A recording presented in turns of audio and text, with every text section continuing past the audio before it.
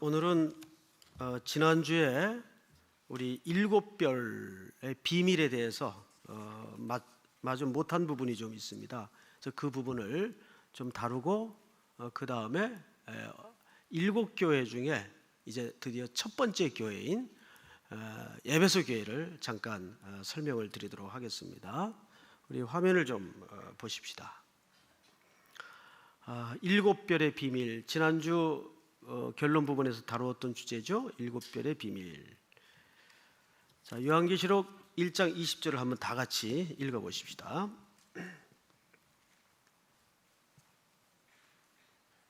아닌데. 네, 죄송합니다. 제가 아직 서툴러요. 그래서 자, 우리 계시록 1장 20절 시작. 내가 본 것은 내 오른손에 일곱 별의 비밀과 또 일곱 금 촛대라. 일곱 별은 일곱 교회의 사자요 일곱 촛대는 일곱 교회니라. 우리가 지난주 살펴본 대목이 바로 일곱 별 그리고 일곱 별의 비밀에 대해서 한 가지만 얘기를 했었습니다. 어떤 부분이었는가 하면 다니엘서 2장 28절에 오직 은밀한 것을 나타내실 이는 하늘에 계신 하나님이시라. 그가 느부갓네살 왕에게 노란 글자로 된 거기서부터 여러분들이 한번 같이 읽겠습니다. 시작. 후일에 될 일을 알게 하셨나이다. 왕의 꿈 곧 왕이 침상에서 머릿속으로 받은 환상은 이러하니이다. 자, 우선 일곱 별의 비밀에 연결된 의미가 뭐냐면 후일에 될 일입니다. 또 하나는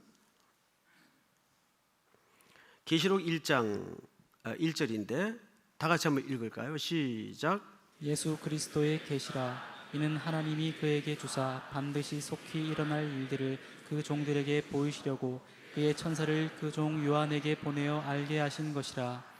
그러면 우리가 지난주 살펴봤던 그 일곱 별의 비밀의 첫 번째 비밀이 뭐냐 하면 첫째가 복음이라고 말씀을 드렸어요. 그 복음을 바로 알지 못하는 이들에게 전파하는 것, 그리고 이런 양을 찾아서 그 구원에 충만한 수가 차기까지 그들을 그리스도에게로 돌아오게 하는 것이 속히 이루어져야 될 일이고 또 후일에 될 일이라고 말씀을 드렸습니다. 이제 오늘은 이 부분까지는 우리가 지난주에 살펴본 내용이고 이 일곱 별의 비밀 속에 담긴 또 다른 측면의 이야기를 좀 드리도록 하겠습니다. 일곱 별의 비밀에는 크게 두 가지 주제가 있습니다. 첫째는 방금 말씀드린 후일에 될 일, 속히 될 일.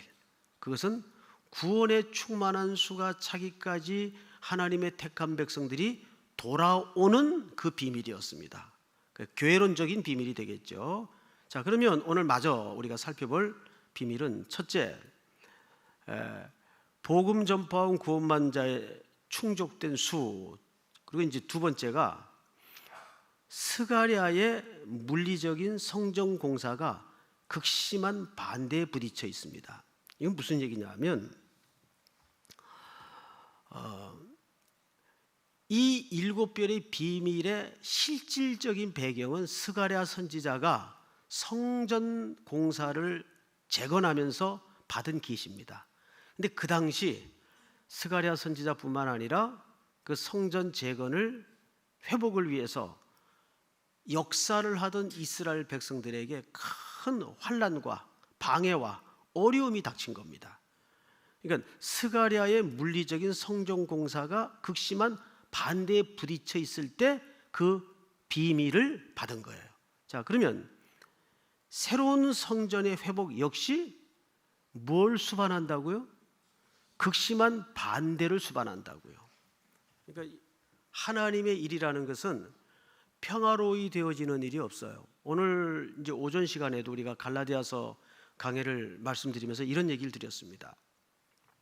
사탄은 어디를 상해 있죠? 지금 머리를 상해 있어요. 그래서 지금 결국은 마지막 종말의 시간을 향해서 사탄은 죽어가고 있습니다. 그런데 이 사탄이 순순히 죽어가면 얼마나 좋겠습니까? 그런데 순순히 죽어가나요? 최후 발악을 하면서 죽어갑니다. 성경에 여러 가지 형태를 묘사했는데 우는 사자와 같이 두루 다니며 삼킬 자를 찾는다, 이리와 같다, 이런 표현을 해요. 그래서 어떻게 하든지 하나님께로부터 하나님의 택한 백성들이 떨어져 나가도록 하는 것이 사탄의 전략이에요.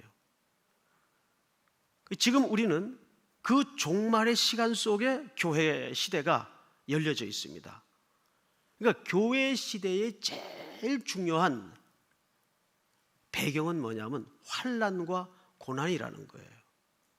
그러니까 성도나 교회가 이 세상과 시대를 살아가면서 뗄래야 뗄 수 없는 운명적 상대가 누구냐면 환난이라는 대상과 고난이라는 주제입니다. 이것이 7별의 비밀 속에 담아져 있는 하나님의 중요한 역설이에요. 자, 그럼 왜 교회 시대는 그런 환난과 고난을 비껴서 살 수가 없도록 돼 있을까? 자, 우선 이런 이유 때문에 궁극적으로 교회는 누구와 동일시되는 공동체입니까? 그리스도와 동일시되는 공동체입니다. 왜? 항상 교회의 머리를 누구로 배웠습니까? 우리가 그리스도로 배웠어요. 그렇다면 교회는 그리스도의 뭐가 되죠? 몸이 된단 말이에요. 그래서 교회와 그리스도는 한 운명체예요. 그래서 이 세상은 그 발악을 하면서 죽어가는 사탄의 휘하에서 아직도 놓여 있는 것처럼 보여집니다.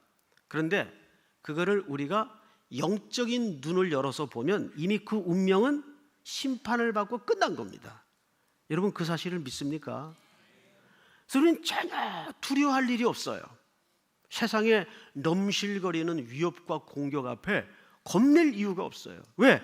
이미 숨통이 끊어졌고 이제 푸득푸득거리면서 죽어가고 있는 꼴에 불과합니다. 그러다 보니까 이놈이 온 세상을 항상 갈아엎어요. 그래서 풍랑과 환난과 고난이 이 세상은 생리적으로 끊이지 않게 되어 있습니다. 게다가 예수님께서 말씀하시기를 너희를 보내는 것은 양떼를 이리떼 속으로 보내는 것 같다라는 비유를 하셨습니다. 그만큼 세상의 생리는 우리 영의 생명을 가진 예수 믿는 사람들을 생리적으로 거부하고 싫어하게 돼 있어요. 이거는 논리의 문제가 아니라 DNA 문제예요. 싫어하게 돼 있어요. 그래서 우리는 이 세상에 살아가면서 그 환난과 고난을 겪을 수밖에 없다. 왜? 그리스도와 한 공동 운명체이기 때문에. 그러니까 우리가 애매히 고난을 받고 환난을 겪고 힘겨운 나그네 길을 걷는 것은 누구와 동행한다는 반증이기도 합니까? 그리스도와 동행한다는 사실상 반증이기도 합니다. 자, 그런데 주님께서도 뭐라 그러셨는가 하면 이 글자가 조금 작은데 보이십니까? 주님이 새로운 성전을 짓기 위해서 자신을 어떻게 하라고 그러셨어요? 요한복음에 헐라 그랬어요. 참 여기 놀라운 역설이 있어요. 주님도 새로운 성전을 만들기 위해서 자신이 뭘 받아야 될 것을 알고 계셨습니까? 여기 자신을 헐라는 말은 무슨 말이에요? 십자가에 죽기 위해서 받으실 고난을 자초하시는 거예요. 이것이 이 지상교회가 맞이한 운명입니다. 우리는 그 고난과 환난을 겪을 수밖에 없어요. 여기에 그래야만 하는 이유가 있습니다. 이것은 요한계시록에 나오는 본문인데 우리 한번 같이 읽어볼까요? 시작.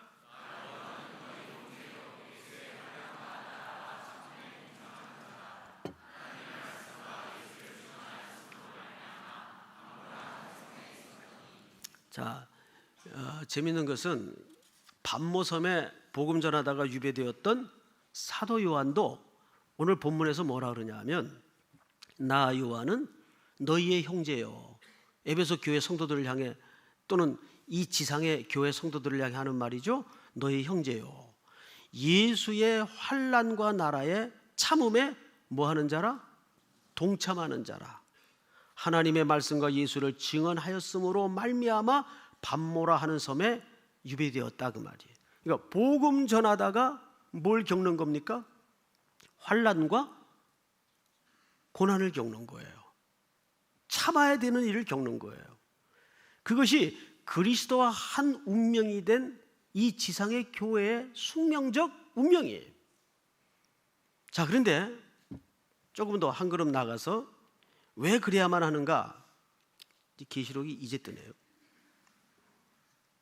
자, 한번 따라서 읽어보십시다. 하나님의 나라는 환난과 고난을 동반한다. 환난과 고난을 동반한다. 왕 같은, 이건 따라하지 마세요. 왕 같은 제사장이란 말의 의미는 뭘까? 자, 이 붙여 읽은 단어를 잘 묵상을 해보세요. 왕이 아니고 왕 같은 뭐래요?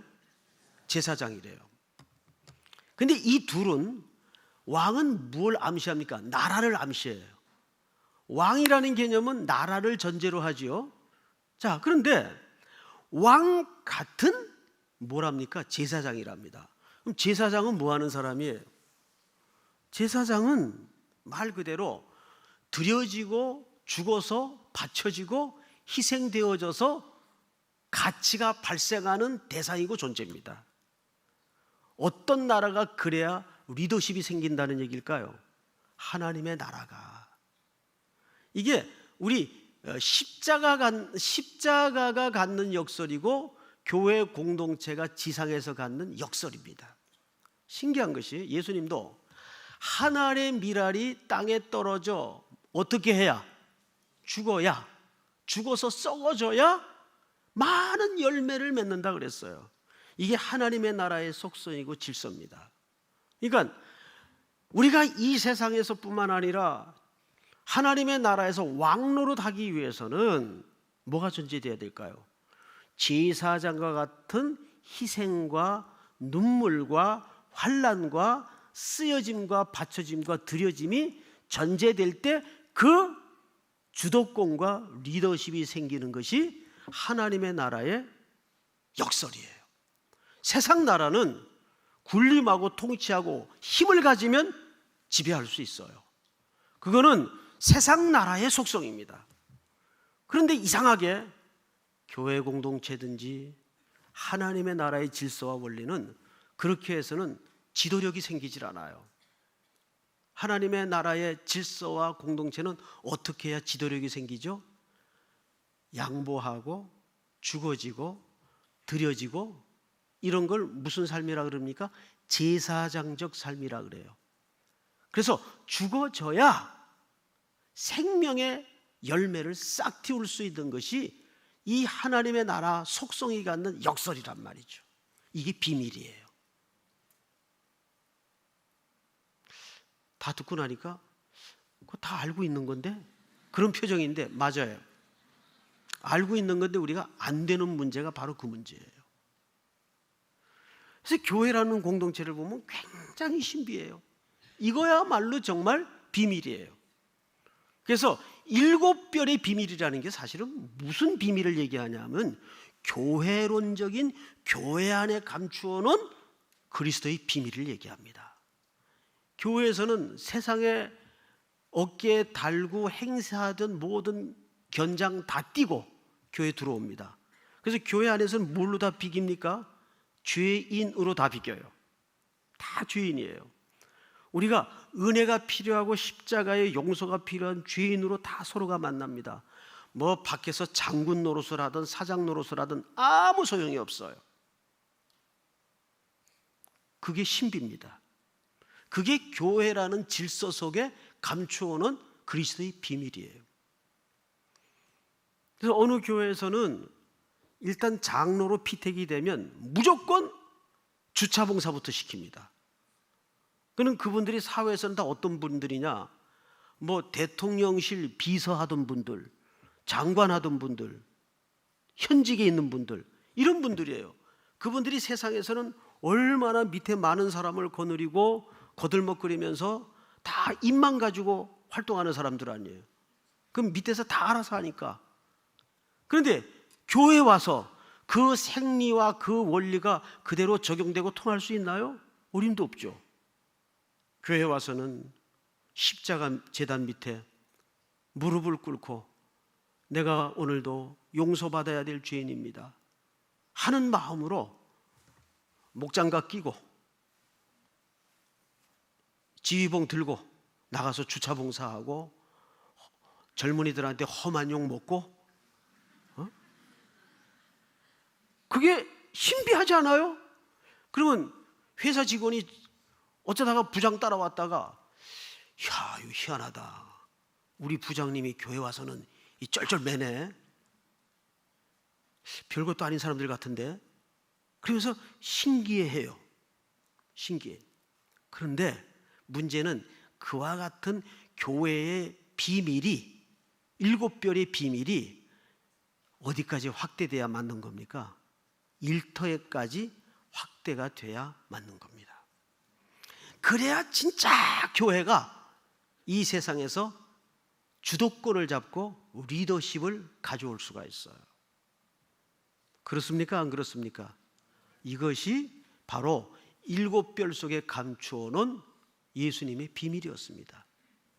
조금 더 볼까요? 왕으로서의 지위는 제사장적인 기능이 전제될 때 가능해진다. 미랄이 떨어져 죽어야 싹을 틔우듯이.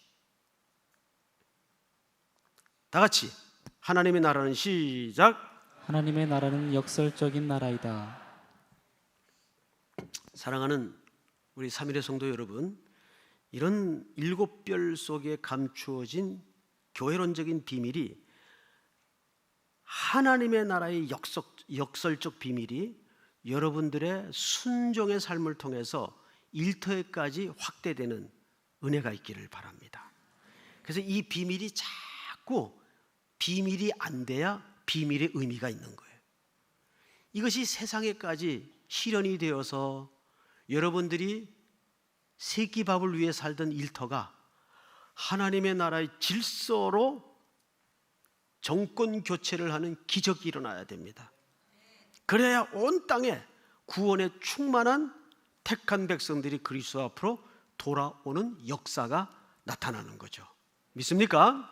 자, 이제 복습 겸 지난 시간 마저 못한 부분은 이 정도로 하고, 오늘은 계시록 이제 2장, 걱정하지 마세요. 금년 안에 다 마칩니다. 자, 여러분, 축구를 해도 루즈 타임이라는 게 있어요. 오늘 순서가 좀 있었잖아요. 그러니까 그 시간을 더해서 마칠 겁니다. 자, 오늘은 이제 에베소 공부를 좀 할 텐데, 지도를 한번 볼까요? 지도. 에베소 교회 위치. 저 네모 지중해 큰 지도가 있고, 그리고 버가모, 서머나, 사대, 에베소 있죠? 거기에 이제 7교회가 이렇게 배치되어 있습니다. 우리 첫 시간에 7교회는 무슨 의미라고 그랬죠? 로컬 처치를 말하는 것이 아니고 그 시대를 대표했던 이 시대의 전체 교회를 말하는 것이다, 이렇게 말씀을 드렸어요. 자, 오늘 제목이 첫사랑입니다. 첫사랑. 첫사랑이라는 단어는 듣기만 해도 가슴이 벌써 여러분들 표현대로 심쿵하고 떨리기도 합니다. 여러분들의 첫사랑은 어떠셨나요? 살포시 입가에 벌써 미소가 번지는 중년의 아저씨들이 계신데 잊으세요. 난 제일 한심한 사람들이 그 동창회 뭐 첫사랑 찾으러 나간다, 그런 사람들 보면 제일 한심해요. 그거 찾아가지고 뭐 어떡하려고 다 지금 쭈그런 할머니 돼 있을 텐데 그거 봐서 뭐예요? 마음만 상하지, 실망만 하지. 그냥 기억 속에 첫사랑으로 머물도록 하는 것이 아름다운 겁니다. 절대 남녀 사이에는 친구란 존재할 수 없어요. 그건 다 말장난입니다. 속지 마세요. 아내들도 속지 마시고 남편들도 속아서는 안 됩니다. 친구인데 뭐 웃기지 마세요. 친구가 있어요. 친구가 있어요. 속지 마세요. 인간은 그렇게 단단하질 않아요. 그런 남녀는 나이 불목 고와 지위를 막론하고 절대 모르는 겁니다. 개구리 뛰는 방향하고 사랑의 방향은 알 수가 없어요. 네? 자, 우리 진도 나갑시다. 자, 오늘은 이 에베소 교회의 지적인데 계시록 이제 2장서부터 1절 이제 7절에 걸쳐서 이야기를 합니다. 근데 에베소 교회는 모든 일곱 교회가 같은 패턴으로 진행이 되겠지만 칭찬하는 점, 책망하는 점이 달라요. 그래서 오늘은 먼저 에베소 교회에 대해서 뭐라고 얘기하나. 이 책은 우선 서신 형식으로 되어 있어요. 그리고 에베소는 종교의 중심입니다. 특별히 종교, 사상, 철학의 중심이에요. 그런 이유가 이 지역 자체가 부유한 항구 도시입니다. 그래서 이 도시에는 굉장히 돈이 많이 흘러다녔어요. 여러분 우리나라에도 뭐 목포에 가면 뭐 3가지 자랑하지 마라, 여수에 가면 3가지 자랑하지 마라, 그런 돌아다니는 얘기가 있어요. 인물 자랑하지 마라, 돈 자랑하지 마라, 주목 자랑하지 마라, 뭐 이런 얘기가 있어요. 에베소에 가서는 특별히 돈 자랑하면 안 돼요. 거기는 개도 수표를 물고 다니는 데니까 돈 자랑하면 안 돼요. 게다가 그런 항구 도시의 특성상 거기에는 인종 전시장 같은 분위기였습니다. 그래서 특별히 타 문화에 대해서 수용성이 굉장히 높았어요. 항구 도시가 좀 그렇죠. 그러다 보니까 각종 이단과 오만 사상이 다 유입이 됩니다. 특별히 에베소에 제일 유명한 게 이 아데미 신전이 있었습니다. 이건 7대 불가사의 중에 하나죠. 아데미 신전 그림 좀 한번 띄워줄래? 그림. 이게 이제 아데미 신전인데 저 기둥만 100개가 넘습니다. 그리고 그 아테네 시에 있는 파르테논의 4배가 된다 그래요. 이 규모가. 여기에 그 축제는 그 축제 기록을 쭉 읽어보면 어마어마합니다. 정말 야, 인간이 이렇게 타락을 할 수 있을까 할 정도로 이 신전에서는 아주 더러운 음란한 행위들이 일어났습니다. 여기에 이제 여신을 섬기는 것인데 아데미 신전은 가슴이 24개 달린, 그러니까 이것은 하나의 그런 어떤 관능미나 성적인 그런 의미를 담고 있는 것이 아니라 그만큼 풍요의 여신을 상징합니다. 그래서 그 신을 다 섬겨. 이게 다 물질관에서 나오는 유물론적 사상의 우상 숭배가 되는 거죠. 그리고 황소의 고환을 잘라서 그 아데미 여신에게 이제 바칩니다. 그리고 5월부터 축제가 일어나는데 어마어마합니다. 그리고 정말 입으로 담을 수 없는 추잡한 음탕한 제사의 행위가 이 안에서 다 벌어집니다.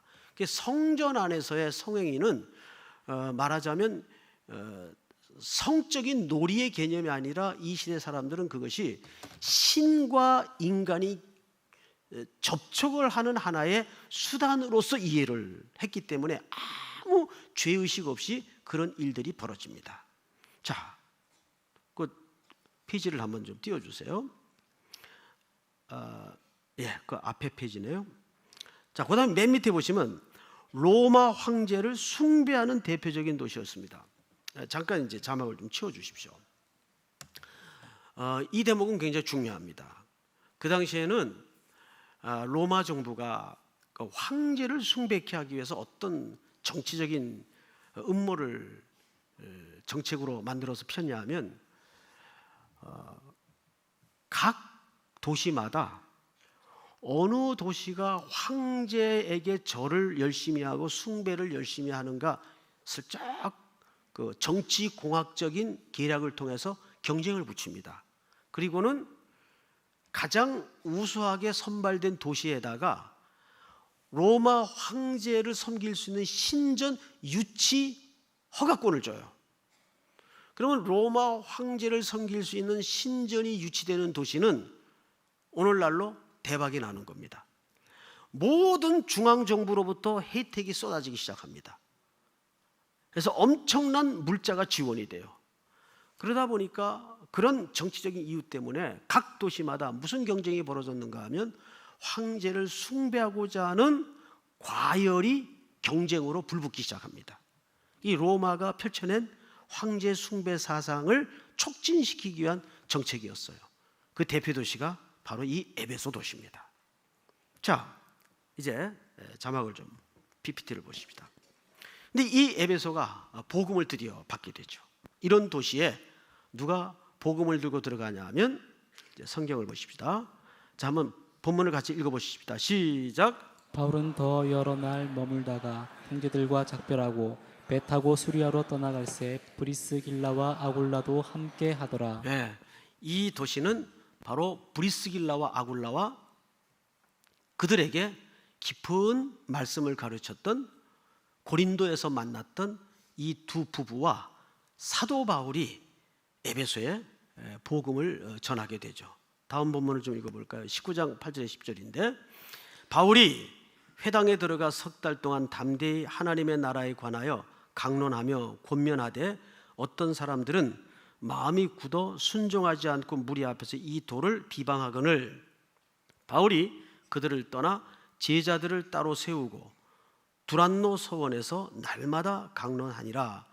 2해 동안 이같이 하니 아시아에 사는 자는 유대인이나 헬라인이나 다 주의 말씀을 듣더라. 자, 여기에 뭐가 있었어요? 두란노 서원이 있었어요. 두란노 서원이라는 것은 티란노스라는 뜻입니다. 이 티란노스라는 말은 사람 이름이에요. 지역 이름이 아니고 이 사람이 소유하고 있던 서고였습니다. 여기는 어마어마한 분량의 책이 소장되어 있었어요. 무슨 기독교 서적 그런 게 아니고 고대 철학의 서적, 또 우상에 관한 서적, 이런 것들이 이 두란노 서원에 어마어마한 장서로 보관이 되어 있었어요. 나중엔 이 에베소에 전한 복음으로, 바울이 전한 복음으로 이 두란노의 모든 책들을 전부 끌어내다가 다 불을 태워버립니다. 그러니까 엄청난 복음의 바람이 이 도시에 불어닥친 거죠. 자막을 좀 띄워주세요. 자, 지금부터 간단하게 에베소 교회의 칭찬과 책망에 대해서 소개를 좀 하겠습니다. 안 나오네? 나오네요. 자, 첫 번째 칭찬. 내가 네 행위를 안다.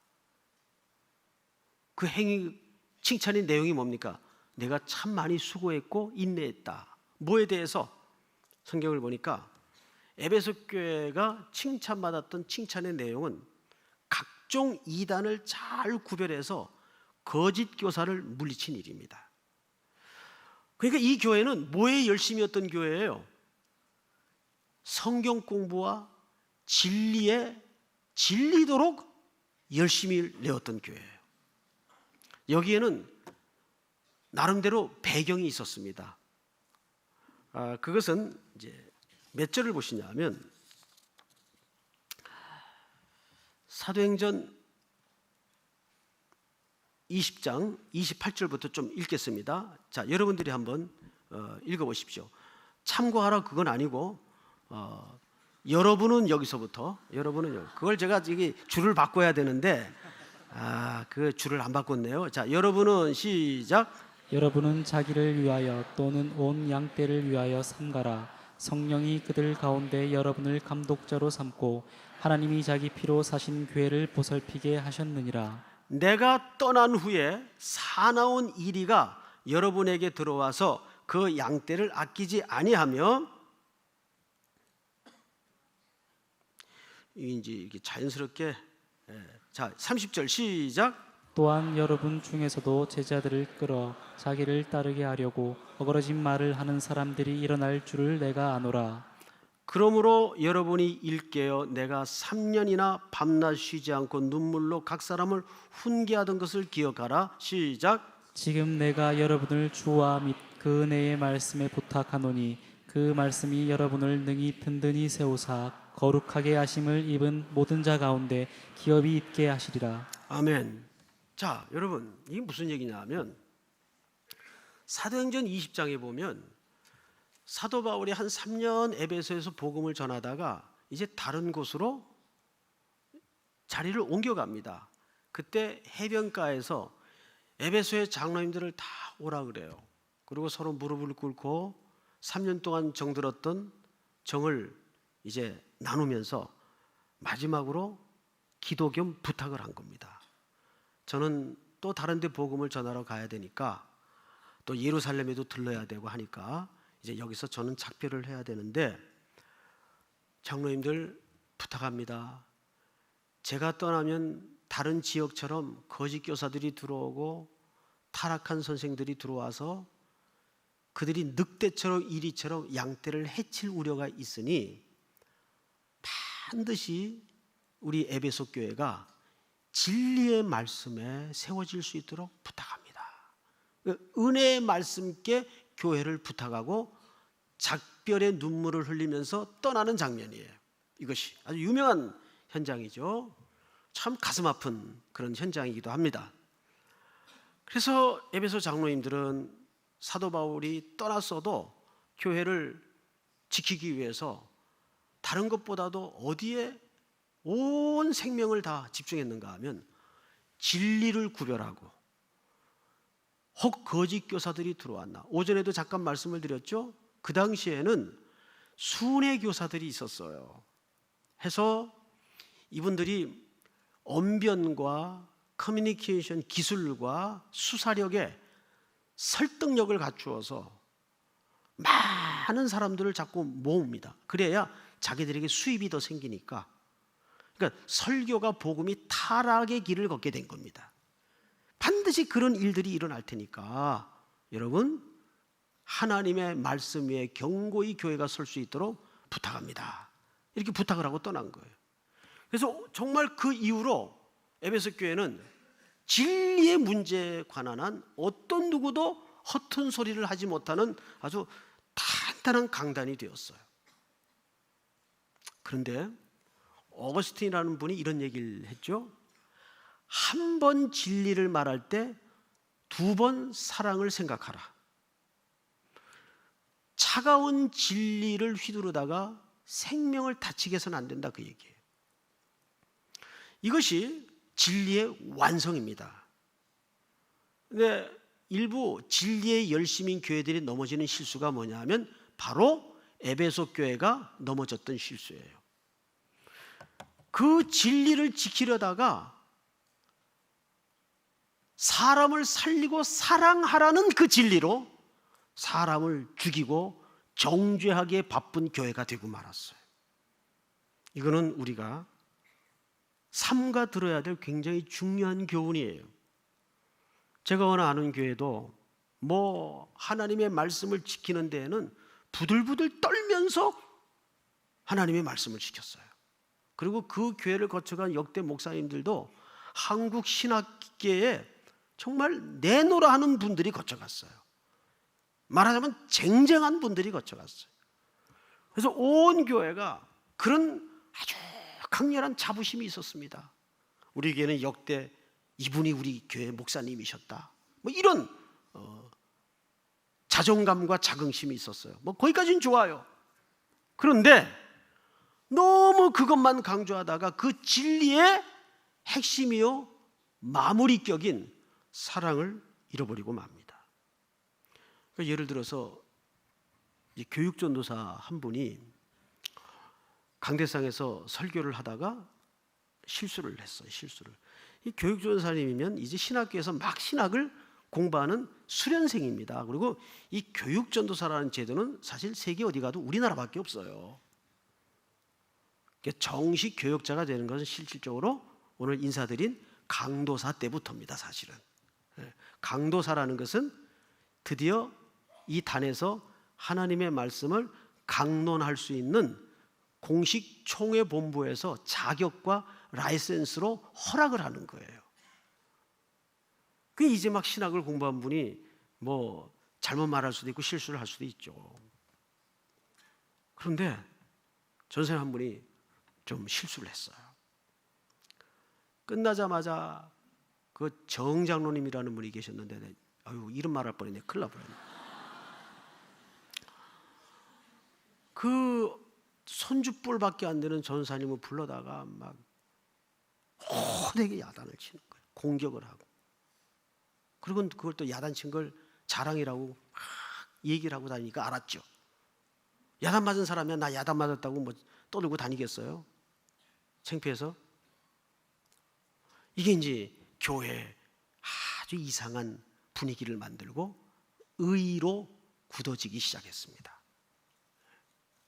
그러니까 교인들이 설교 시간만 되면은 설교 통해서 은혜 받을 생각을 안 하고 뭐 틀리나 하고, 이러니 이 교회 분위기가 어떻게 되겠어요?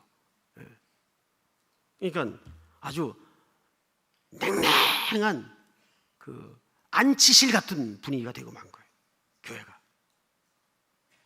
한 번은 어느 저 시골에서 목회하던 어느 목사님이 그 헌신 예배 강사로 이제 초청이 돼서 오셨는데, 사도행전의 권위자 바나바. 그 권위라는 말이 권하고 위로하다 그 말이에요. 근데 옛날 성경에는 그게 권위자 바나바로 번역이 돼 있었어요. 근데 그게 한자 성경만 봐도 실수를 안 하셨을 텐데 그 권위를 authority, 이 권위, 이걸로 이제 이해를 잘못하셔가지고 그렇게 그냥 턱 해석을 해버렸네요. 어떻게 됐겠어요? 나는 예배 드리다가 그 어떤 장로님 한 분이 앞에 앉아 계셨는데 갑자기 예배 시간에 나 깜짝 놀랐어요. 막 소 염을 터는 소리가 나요. 봤더니 막 그 장로님이 막 고개를 흔들면서, 이거 주변의 사람들이 예배드리 다 깜짝 놀라죠.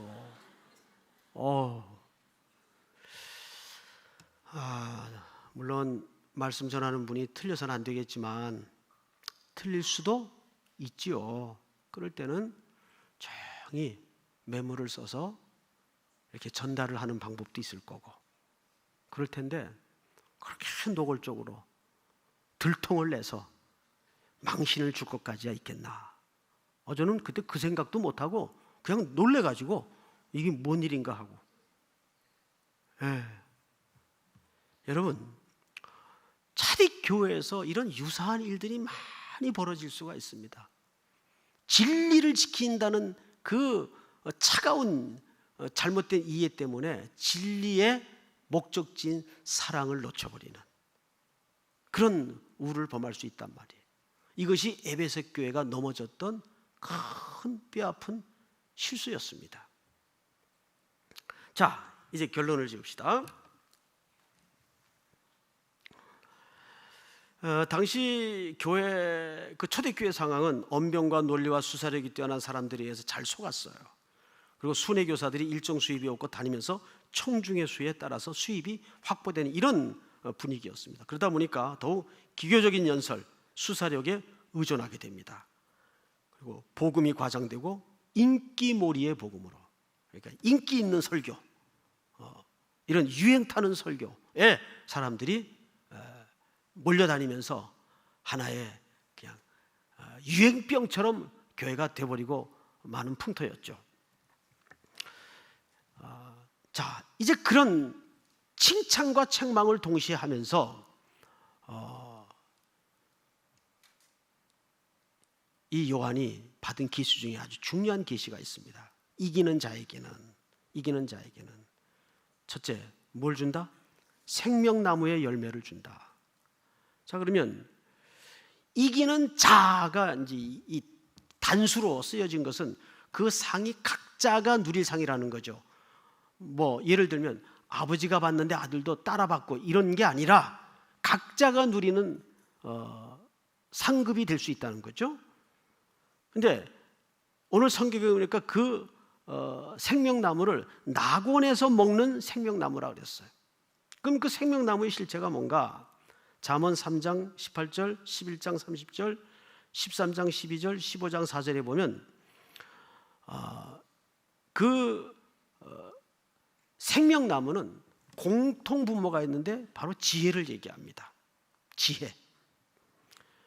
하나님의 가장 중요한 속성 중에 하나가 뭐예요? 지혜예요. 근데 그 하나님의 지혜는 고린도전서에서 뭐라 그랬어요? 십자가는 하나님의 지혜라 그랬습니다. 그럼 십자가의 정점은 뭘까요? 바로 사랑이에요. 결국 오늘 사도 요한이 이 에베소 교회를 향해서 마지막 해결책으로 뭘 강조합니까? 바로 그 구속함을 입고 복음을 받아들일 때 그 구원받는 첫사랑을 회복해라, 그 말이에요. 그래서 에베소 교회에 강조하는 가장 중요한 초점은 너희가 사랑을 회복해라. 믿습니까?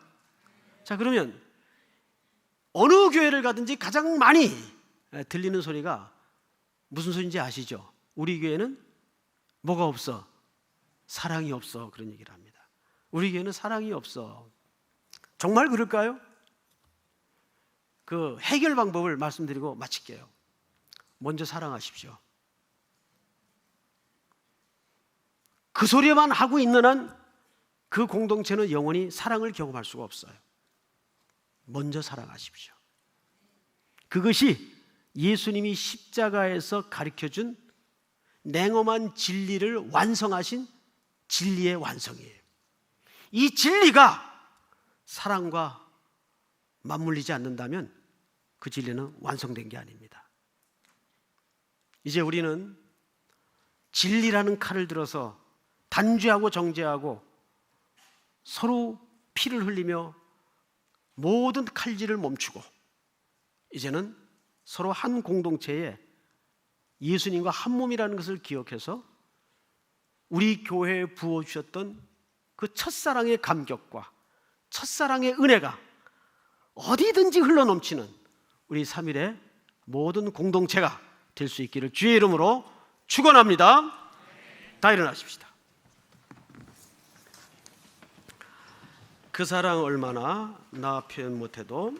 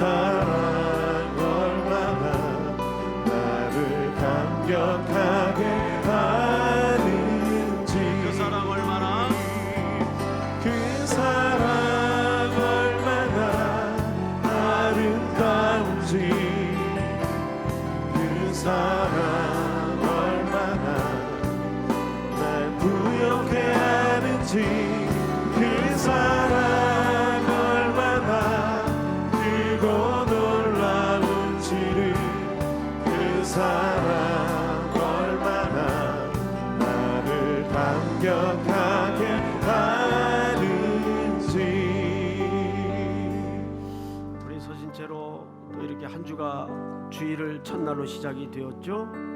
오늘 종일 이곳에 머물며 드렸던 예배 속에 내 심령 속에 들려진 하나님의 음성을 반추해 보십시다. 특별히 오늘 이 저녁에 에베소 교회를 향해 던졌던 하나님의 말씀 속에 진리를 주장하다가 사랑을 놓쳐버린 에베소 교회, 그런 모습이 내 안에 자리 잡고 있지 않는지를 한번 돌아보십시다. 정의를 강조하다가 용서를 잃어버렸고, 진리를 주장하다가 사랑을 놓쳐버린 경우는 없는지를 돌아보십시다. 조용히 서신 채로 한번 묵상으로 기도하십시다.